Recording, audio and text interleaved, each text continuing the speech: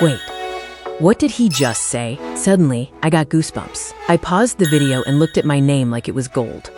I was writing this report for school on African authors, and this quote blew my mind. Changing someone's name is a form of erasure, a stripping of culture, language, and identity. That was a quote from the Kenyan author Ngugi wa Thiong'o. My own name is Kamarachizuoroanyi.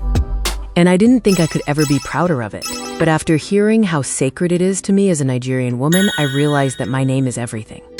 So then, I looked for content creators celebrating Igbo names, I found Chukwu Nonso captures, DM'd him for a feature, and watched the video. Yep, he said, Kamarachizuoroanyi means let the grace of God be sufficient for us. Then I binged his series about an expecting mother visited in dreams by her Igbo ancestors to help her choose a baby name. Oh, no, I forgot about my paper. Will I turn it in on time? Luckily, his videos inspired me. I got an A+.